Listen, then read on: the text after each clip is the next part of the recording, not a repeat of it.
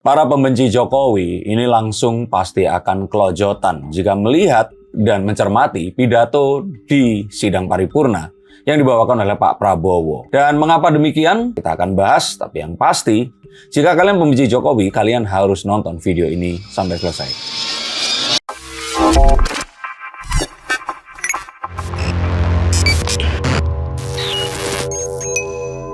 Halo Science-Seekers, kembali berjumpa bersama saya, Denny Darko. Tidak ada yang namanya misteri, yang ada adalah tanda-tanda yang kita semua coba untuk mengerti. Apakah pembenci Jokowi itu memang ada? Ya ada. Untuk kalian semua yang tidak menyadari atau tidak termasuk dalam bubble filter yang satu ini, contohnya adalah YouTube channel Refly Harun. Nah, saat ini sedang ada live. Di sini ada yang sedang live ini, di sini 619 orang ini menonton, bukan 8 poin. Ternyata ada 9. Resmi Jokowi Gibran bakal ditinggal Prabowo. Mereka ini menyuarakan narasi yang seakan-akan mengatakan bahwa Pak Prabowo akan meninggalkan Gibran dan Jokowi. Yang pada kenyataannya, dan ini terus ada lagi di bawahnya, ini 6 orang menunggu, ini mau premier juga. JKW panik dipenjarakan duluan. Nah, terus kemudian kasus ijazah akhirnya damai. JKW gelagapan, JKW ngamuk. Pertama terjadi gegara Gibran Purnawirawan terbelah, dan sebagainya. Orang-orang seperti ini memang memiliki tujuan utama untuk memisahkan Jokowi dan Prabowo. Dalam dirinya, mereka ini, saya duga sudah memiliki sebuah keyakinan bahwa ini semua, apapun yang terjadi harus dipisahkan. Oleh karena itu, seakan-akan semua cara ini dilegalkan. Maka saya ingin membahas mengapa orang-orang seperti ini tidak akan menemui harapannya. Dan saya malah curiga sebenarnya bisa saja orang-orang ini sebenarnya juga tahu, karena mereka ini orang yang cerdas, berpendidikan tinggi dan memiliki wawasan, bahkan pernah menjabat juga dalam jajaran pemerintahan komisaris di beberapa badan usaha milik negara. Tapi kenapa mereka menyuarakan? Bisa saja karena penontonnya banyak, orang-orangnya setia, dan mereka ini mau menghabiskan paket data untuk membuai mimpi mereka tentang perpisahan Prabowo dan Jokowi yang tidak akan mungkin terjadi. Sidang paripurna Kabinet Merah Putih, yang mana itu kabinet milik Pak Prabowo saat ini yang sedang menjabat. Ada beberapa poin menarik di dalam sidang paripurna ini, terutama pada pidato Pak Prabowo saat menyampaikan speech-nya atau mungkin perkataannya di dalam sidang paripurna ini, terutama masalah Pak Jokowi.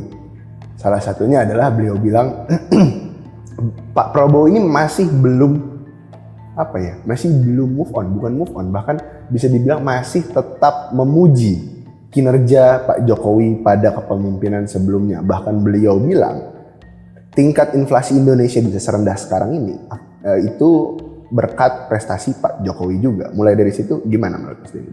Bahkan dibilang juga Pak Prabowo ini bonekanya Pak Jokowi. Yeah. Nah, sebenarnya kalau kalian semua ingin melihat dan berangkat dari kata kunci apa? Begini, sebelum ke sana saya ingin menyoroti tentang satu itu rendahnya literasi orang-orang Indonesia. Kedua, kemampuan mereka untuk mencermati sebuah inti dari pembahasan. Jadi sebenarnya ada sebuah, mungkin kalau kita bilang itu tes ya, untuk melihat kecerdasan seseorang. Itulah saat mereka diminta untuk membaca sebuah artikel di dalam koran. Mereka itu harus bisa menceritakan kembali. Nah, sebelum mereka bisa menceritakan dan mengkonstruksi apapun yang mereka itu dapatkan, mereka harus mengetahui dulu titik berangkatnya di mana. Karena dari situlah hal-hal yang penting ini akan bisa diekstrak. Seperti seorang ahli forensik seperti Dr. Hasri Sumi Purwanti itu, yang dia ini itu tuh kalau misalkan ada sebuah ledakan, dia mencari titik ledaknya itu yang pertama ada di mana.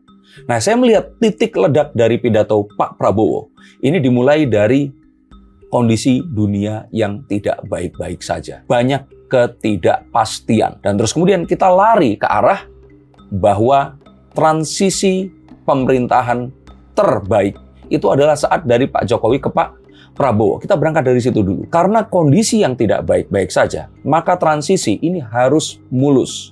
Dan akhirnya bisa diupayakan untuk seperti itu. Dengan cara apa? Pak Prabowo menerima ide keberlanjutan yang ditawarkan dan terus kemudian diimplementasikan hingga saat ini. Kita berangkat dari titik itu dulu. Karena titik inilah yang nggak dipahami oleh orang-orang yang seperti yang tadi saya bilang. Ini yang harus difikirkan dulu. Jadi era pemerintahan di mana dulu rezim harus berganti, orang-orang rezim juga harus ikut diganti, itu sudah tidak akan terjadi. Lupakan, oke? Forget it. Karena ini adalah satu keharusan saat kita menghadapi kondisi dunia yang tidak baik-baik saja. Dikatakan pula dari situ, setelah titik yang tadi, kita berangkat lagi ke titik di mana Amerika, Pak Prabowo nggak berani menyebut Amerika. Tapi when he said good boy, itu artinya kan dia, Amerika tuh menyebut anak-anaknya itu sebagai good boy itu tadi. Kita nurut nih, diarahkan kemana, ikut World Bank, and so on, and so on, so on. Bahkan di Indonesia itu ada USAID dan sebagainya. Ini adalah sebuah kepatuhan kita terhadap apa yang ditentukan dan aturan main yang ditulis oleh si ini tadi, negara dikuasa ini tadi. Tapi ternyata mereka sendiri pula lah yang akhirnya melanggar aturannya dan menghancurkan banyak sekali kesepakatan yang sebelumnya dituliskan di WTO sebelumnya itu tadi. Dalam kondisi seperti inilah kita perlu bersama. Maka Pak Prabowo ingin, sudahlah, hal seperti itu tidak ada gunanya. Toh juga dia pun mengatakan dia meminta pendapat juga ke Pak SBY, ke Ibu Megawati. Dan kalaupun ternyata ya Gus Dur atau Pak Harto ada, dia pasti akan sowan dan meminta pendapat juga. Jadi kenapa hal ini yang dibesar-besarkan sampai beliau pun menyinggung ke permasalahan ijazah. Beliau ingin mengatakan bahwa ini saatnya kita sudahi semua hal ini tadi. Dan beliau ingin mengatakan bahwa dia dan pasukan pimpinannya ini berhasil melakukan sebuah transisi yang mulus dan luar biasa. Apakah dengan pidato tersebut juga ini bisa kita bilang tidak terlepas dari fenomena pada saat Gerindra, ulang tahun Gerindra ya? Yang jelas. Terima kasih dengan Pak Jokowi juga. Bahkan saya ingin katakan itu kalau orang bilang itu kalau wong Jawa itu cetha welo-welo itu udah terlihat jelas gamblang, udah benar-benar red as blood gitu. Yang benar-benar ini udah ditunjukkan kalau dia itu sejalan. Lalu kenapa orang-orang ini masih tetap berusaha memisahkan dia dari Pak Jokowi? Itu hal yang aneh. Bahkan sampai saat video ini dibuat pun ada sebuah narasi yang mendiskreditkan Pak Jokowi perihal pemutasian Pak Kunto, putra dari Pak Tri Sutrisno, yang terus kemudian dalam 5 hari itu di-revive kembali, dikembalikan untuk kembali ke posisi awalnya. Nah, ini dicurigai itu dilakukan oleh Pak Jokowi dan dibenarkan atau dianulir oleh Pak Prabowo. Ini kan nggak masuk akal gitu. Dan akhirnya kita pun tahu ternyata jenderal-jenderal yang kemarin itu purnawirawan yang akhirnya bersuara itu salah satunya yang saya buat di konten yang lain mungkin belum tayang atau sudah. Itu terlihat sekali saya menduga dia ini anti kepolisian atau apa dengan mendiskreditkan ya saya duga Kepolisian Republik Indonesia karena sampai menciptakan akronim sendiri di situ. Oke, tapi kalau berbicara tentang pidato atau mungkin speech dari Pak Prabowo sendiri, bisakah kalau kita bilang ini Pak Prabowo memang ingin merangkul, jadi nggak hanya Pak Jokowi ya, seluruh sosok yang pernah menjadi presiden di Indonesia ini dari perkataannya? Oh jelas, karena Pak Prabowo di sini pun itu tidak menyerang, dia hanya menyindir orang-orang dan yang disindir ini proksinya. Bukan bohirnya. Nah, kalau dia mau, dia sebenarnya bisa saja langsung menyerang si penyandang dananya. Tapi dia tidak menginginkan itu. Beliau masih ingin merangkul penyandang dana ini untuk ayo, bareng-bareng. Bahkan kalau nggak salah, Pak Prabowo itu pernah mengatakan, kalau you nggak mau join, it's okay, tapi jangan ganggu-ganggu. Nah, yang terjadi sekarang ini nggak mau join, terus ganggu-ganggu. Dan ini sesuatu yang sangat memprihatinkan. Terutama saat kita pun akhirnya menjumpai bahwa video para purnawirawan yang temu terus kemudian melakukan kesepakatan, 8 kesepakatan yang akhirnya kita tahu, ini ternyata dilakukan itu di bulan Februari. Baru 2 bulan setengah setelahnya, video itu mengumumkan. Apakah memang kalau kita bilang lagi, Pak Prabowo ini kan dengan kondisi Indonesia, dan apalagi transisi yang begitu smooth, apa ya bahasanya? Halus ya? Mulus, begitu mulus.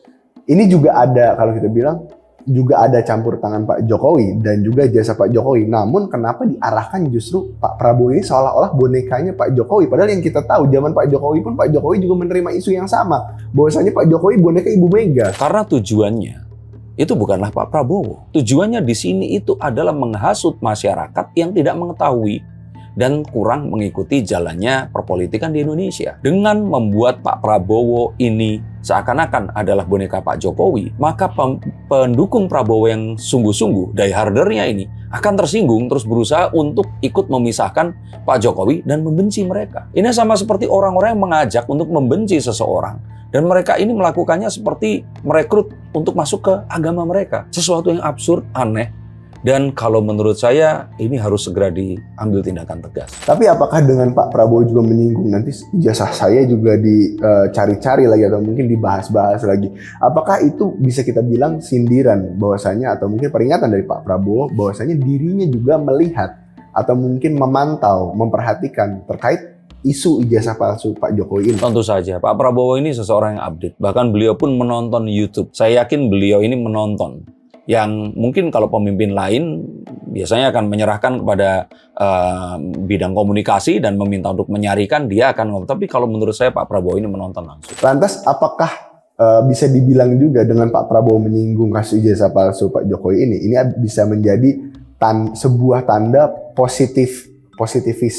positivisme dari orang-orang kalau kita bilang ya Pak Jokowi memang nggak bakal kena karena beliau maksudnya nggak bakal terkena masalah ini karena beliau masih dekat dengan ya oligark yang sekarang berkuasa atau gimana, kan banyak yang arahnya ke sana justru menurut netizen. Ya netizen nggak bisa disalahkan, bahkan bisa saja kalau Pak Jokowi ini mau dia menjadi the next oligark karena Pak Jokowi tentu saja sama seperti yang dikatakan oleh Pak Prabowo 10 tahun beliau memerintah dan consider ya dia mengerjakan semuanya dengan baik. Tentu saja memiliki daftar hitam dan daftar putih dari siapapun yang berkiprah di Indonesia. Maka saya pikir ya Pak Jokowi ini memiliki banyak kunci untuk membuka pintu-pintu, bahkan pintu terlarang yang seharusnya nggak boleh dibuka. Tapi yang kita tahu ya kembali lagi, seolah-olah Pak Prabowo ini sengaja atau mungkin ada unsur kesengajaan beliau ini selalu membicarakan bahwasanya menunjukkan kedekatannya dengan Pak Jokowi di saat waktu-waktu yang krusial seperti ulang tahun Gerindra,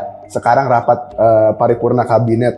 Menurut Mas Denny Darko ini kesengajaan nggak sih? Nah, saya berharap ini kesengajaan. Saya berharap ini adalah strategi politik jitu dan luar biasa yang ingin melakukan strategi good cop, bad cop sehingga yang diserang ini biarlah Pak Jokowi. Sehingga Pak Prabowo ini akan leluasa untuk menjalankan target ya pembangunannya dan transisinya dengan baik tanpa ada sebuah sasaran sama sekali yang mengarah kepada dirinya. Dan ini pun sebenarnya sudah di-spill oleh Pak Jokowi. Nggak ada yang berani untuk memprotes Pak Prabowo. Protesnya selalu Jokowi. Dan sepertinya hal ini ketidaksengajaan yang terus kemudian dijadikan sebuah, oh ini kayaknya oke juga nih. Sehingga sasaran ke Pak Prabowo ini berkurang. Oposisi ini tidak menyerang Pak Prabowo secara langsung. Yang artinya Pak Prabowo akan jadi good boy di depan si oposisi ini tadi. Lantas, kalau memang benar seperti ini, berarti akan selalu ada, maksudnya di mana akan selalu ada good cop, berarti ada bad cop dong. Berarti ini akan selalu terjalin antara Pak Prabowo dan Pak Jokowi ini, dan Pak Jokowi ini akan terus mengambil peran bad cop hingga nanti. Selama oposisi belum dirangkul, dan saya tahu, saya setuju, sebaiknya oposisi di Indonesia ditiadakan. Saya ulangi, ditiadakan. Silakan protes, komen di bawah sini. Saya tidak setuju ada oposisi dalam demokrasi Pancasila di Indonesia. Mencermati lagi pidato Pak Prabowo. Jadi sebenarnya satu pidato Pak Prabowo ini bisa dijadikan sebuah bahan disertasi politik di era sosial media. Pak Prabowo mengatakan, bahkan sejak Indonesia merdeka, tahu nggak siapa yang membawa musuh? Belanda. Jadi ternyata Belanda itu belum rela saat Indonesia merdeka dan mereka berusaha mengobok-ngobok dengan mempersenjatai PKI itu tadi. Dan bahkan beliau juga mengatakan pemberontakan-pemberontakan seperti Permesta dan sebagainya itu pun adalah upaya proksi luar untuk mengacak-acak Indonesia agar pemimpinnya digantikan dengan pemimpin yang akan lebih cengli. Kalau kalian nggak punya teman Chinese atau kalian nggak ngerti artinya silakan googling. Yang bisa kerjasama dengan si orang-orang di luar negeri ini tadi. Maka yang ingin saya katakan di sini, anasir-anasir atau gangguan dari luar ini tuh memang selalu ada, dan ini adalah hal yang memang harus kita waspadai. Dan dengan adanya oposisi ini seperti memberikan wadah, pintu selamat datang untuk orang-orang dari luar negeri untuk mengacak-acak Indonesia, karena selama ini mereka memasuki ranah itu melalui Komnas HAM, melalui demokrasi, melalui pengurusakan lingkungan dan sebagainya. inilah cara untuk menggoyang pemerintahan yang legitimasi atau berdaulat. Saya tidak mengatakan 3 hal ini nggak wajib dibela ya, tetapi kita tahu bahwa dugaan aliran dana dari negara-negara adikuasa itu sangat besar. Sebelum menuduh saya, silahkan cari konten yang lainnya. Tapi kalau kalian menuduh saya, nggak apa-apa juga, silahkan ikuti terus saja. Karena saya akan sering menuduh dan kalian bisa melampiaskan ini semua di konten saya dalam kolom komentar di bawah sini. Ajak teman-teman sebanyak-banyaknya. Tapi kalau kita berbicara tentang demokrasi, di Amerika pun oposisi masih menjadi hal yang terpakai, nyata, dan mereka baik-baik saja. Tapi sistem demokrasinya berbeda dengan Indonesia. Apakah di sana juga melakukan sebuah pemilihan langsung yang sama dengan DPR dan sebagainya, dengan sistem partai yang juga sama? Di sana kan parlemen, dan kita akan tahu bahwa di sana itu cuma ada 2 partai. Maka kalau satu partai ini memenangkan pemilu, maka partai lain ini memang harus berusaha untuk memberikan sebuah gagasan yang lain. Tapi kalau di sini tujuannya ini bukan untuk memberikan gagasan lain, tapi untuk mendelegitimasi, menghancurkan, dan memblack campaign dengan ijazah palsu, dengan boneka, dengan apapun itu. Silahkan tuliskan daftarnya panjang, ada di bawah sini. Lantas dengan, ya kalau kita berbicara tentang ide dari Mas Denny Darko ini, dengan tidak adanya oposisi, apakah akan membuat negara Indonesia ini tetap berazaskan demokrasi yang... Ya tetap demokrasi Pancasila. Pancasila itu apa? Kita sudah punya 5 sila yang cukup kuat. Maka ayo, bahkan mungkin demokrasi Pancasila akan lebih baik daripada demokrasi yang aslinya dan akan bisa diadopsi di seluruh dunia. Karena percaya atau tidak, Indonesia ini adalah real life laboratorium tentang bagaimana sebuah negara dan bangsa ini disusun dan terdiri dari ratusan suku bangsa dengan dialek, bahasa, dan budaya yang berbeda. Coba sebutkan negara lain yang seperti Indonesia. Nggak ada. Arab ada banyak dialek, tapi mukanya sama. Oke? China pun demikian. Di Indonesia, dari Sabang sampai Merauke, orang Melayu sama orang Jawa aja mukanya udah jelas beda. Apalagi orang Ambon, apalagi orang Papua. Dan ini harus disatukan. Dan bagaimana mereka ini harus disatukan dengan sebuah nilai? Maka saya ingin katakan perbedaan-perbedaan ini sangat berbahaya jika kita mengadopsi demokrasi yang persis seperti demokrasi di tempat di mana negara itu berasal. Lantas kalau tidak adanya oposisi, tidak akan ada sosok yang mungkin mengkritik ataupun menyampaikan gagasan lain. Kan dalam DPR ini kan terdiri dari banyak fraksi. Maka di DPR pun ini kalau menurut saya ya jangan dibuat membeo semua. Kalaupun ternyata mereka ini, ya mereka harus kritis. Jadilah kritis karena mereka ini adalah perwakilan rakyat. Nah, peperangannya ini terjadinya di Dewan Perwakilan Rakyat ini untuk apa? Untuk membeli simpati masyarakat yang sesungguhnya. Bukan untuk menggoyang eksekutifnya. Mengerti kan maksudnya? Sekarang Indonesia, baru saja kemarin kita mendapatkan pemimpin kita. Sekarang digoyang, wakilnya harus diganti. Sudah membicarakan 2029. Kita mau merdeka kapan? Apakah ini kemerdekaan yang sesungguhnya? Namun kalau kita berbicara dari Dewan Perwakilan Rakyat ini, ya kalau selama itu mungkin DPR belum mengganti sistemnya, bahwasanya orang-orang di dalamnya tetap membeo, pun kita belum bisa seujuk-ujuk atau mungkin sekonyong-konyong menghilangkan si oposisi ini dong. Betul, dan kita punya PR yang panjang. Atau kalau tidak, ya kita mungkin akan memilih satu cara yang ini terlihat demokrasi, tapi kenyataannya ya caranya seperti waktu di era Pak Soeharto dulu. Sama juga dengan eranya Xi Jinping di China. Bahwa akhirnya seorang pemimpin ini akan memimpin dalam jangka waktu yang lama sampai ini akan digantikan atau dia melakukan kesalahan. Karena mau membangun apa dalam 5 tahun diganti dengan rezim berikutnya. 5 tahun terus diganti lagi. Itu yang ada di pikiran orang-orang yang ingin mengambil keuntungan dan berusaha untuk berkuasa dalam waktu singkat, mengeruk sebanyak-banyaknya, dan melarikan diri saat mereka ketahuan melakukan hal-hal yang tidak terpuji. Kalau berbicara seperti itu juga, jika memang pada akhirnya kita berbicara konsep ini bisa dijalankan, maksudnya seperti Xi Jinping dan era Pak Soeharto, dengan para orang-orang yang bisa mengeruk dari kekuasaan itu sebanyak-banyaknya, apakah ini juga akan mengurangi angka korupsi ataupun mungkin penyalahgunaan jabatan dan lain-lain menurut Anda? Saya pikir iya, karena ini adalah sebuah cara agar pengawasan itu juga akan lebih baik dan juga bahwa hal-hal yang akhirnya bisa terjadi ini nggak selamanya hanya upaya untuk balik modal. Karena kita harus pahami, korupsi sebagian besar ya diduga ini dari upaya untuk balik modal, biaya pemilu mereka yang besar agar mereka ini terpilih. Tapi hingga hari ini kita tidak bisa memungkiri juga bahwasanya pada saat kepemimpinan Pak Soeharto ini menjadi sebuah sejarah kelam, jahat nggak sih bahasanya, sejarah kelam Indonesia, di mana KKN ini, korupsi, nepotisme ini tuh begitu menyeruak dan semerbak di mana-mana. Oke, diucapkan oleh seorang milenial berusia 27 tahun. Yang mana reformasi terjadi di tahun? Anda lahir tahun? Nah, jadi untuk orang yang pernah mengalami masa-masa itu, oke, kita kesampingan dulu perihal korupsi, KKN, dan sebagainya.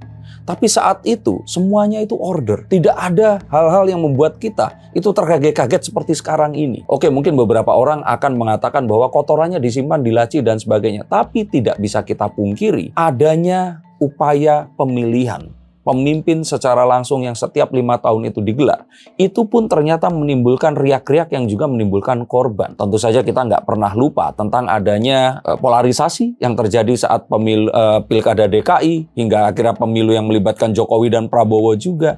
Dan ini kalau menurut saya ini lebih menyakitkan dibandingkan kondisi di mana saat dulu orang Indonesia ini masih hidup dalam ketenangan dan mereka ini nggak bicara politik, seakan-akan semua orang ini seorang pengamat politik seperti sekarang ini. Ya, saya membicarakan diri saya juga. Tapi saya di sini ingin menyampaikan bahwa nggak semuanya itu baik atau buruk dan nggak semuanya itu baik dan buruk juga.